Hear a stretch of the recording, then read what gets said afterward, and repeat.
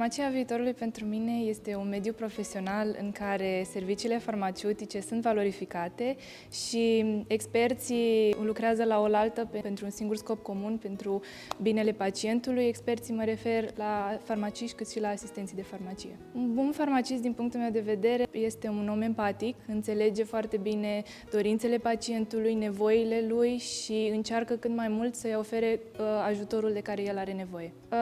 Înscrierea mea în competiție a fost motivată, este de mult această dorință. Din anul întâi mi-am dorit cumva să contribui la dezvoltarea farmaciei în viitor și am văzut această oportunitate ca fiind cea mai bună ocazie de a demonstra abilitățile pe care le-am învățat în facultate, cât și în anii de voluntariat și s-a dovedit a fi una foarte bună.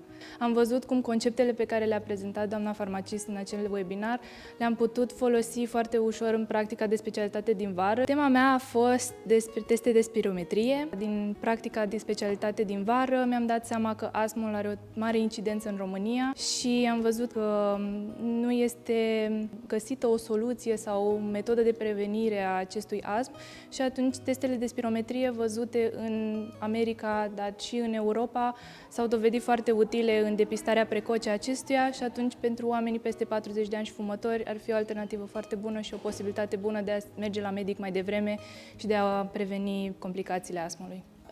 Eu m-am bucurat oricum că mi-am trimis eseul și că am reușit să particip și că am ieșit din zona de confort prin trimiterea acelui eseu și am fost super bucuroasă când am primit vestea. Îi mulțumesc tare mult! Pentru mine, farmacia viitorului este o farmacie în care atât pacienții cât și farmaciștii se simt confortabili în prezența celorlalți, o farmacie în care pacientul primește respectul de care are nevoie și tratamentul de care are nevoie, făcându-l să se simtă important și în siguranță. Un bun farmacist ar trebui să fie empatic, să fie răbdător, să fie înțelegător cu sine și să fie perseverent în ceea ce face pentru o evoluție continuă în domeniul lui. Mi-am dorit să particip la competiția Farmacia viitorului pentru a mă putea dezvolta, pentru a învăța lucruri noi și pentru a vedea perspective diferite despre cum evoluează domeniul farmaceutic, nu doar în țara noi, ci și în străinătate. Tema eseului meu a fost testarea pentru virusul hepatic C. Am ales această temă pentru că am observat în studiile realizate de-a lungul timpului faptul că în România infecția cu virusul hepatic C este în creștere și cred că farmacistul ar putea să aibă un rol important în managerarea acestei situații. M-am simțit foarte fericită pentru că eram în pregătire pentru rezidențiat și era chiar un lucru bun care mi s-a întâmplat în acea perioadă, așa că vă mulțumesc! Pentru mine, farmacia viitorului trebuie să fie orientată pe pacient, să avem mai mult timp, astfel încât serviciile de asistență farmaceutică să fie executate la un nivel de calitate înaltă și să asigurăm un tratament optim, potrivit pentru fiecare pacient în parte, individualizat. În primul rând, cred că este importantă empatia în profesia noastră, desigur și competența și profesionalismul cu care abordăm fiecare pacient în parte.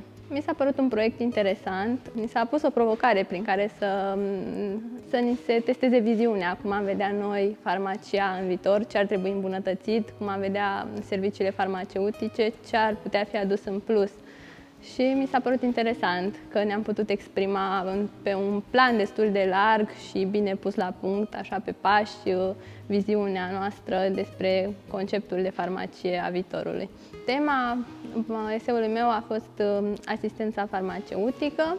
M-am axat pe conceptul de pharmaceutical care. Am avut ca modelul canadian, în care farmaciștii și prescriu rețete. Am mers și pe partea de organizator de medicamente pentru fiecare pacient și pe partea de analiza rețetelor și a tratamentului și monitorizarea parametrilor și cum evoluează fiecare pacient aflat sub o anumită medicație. Am simțit foarte bine, mai ales că vestea a venit într-o perioadă mai dificilă pentru mine în familie și cumva a fost singura bucurie din ultimele 2 luni și chiar mi-a făcut o mare plăcere, nu mă așteptam. Mulțumesc frumos!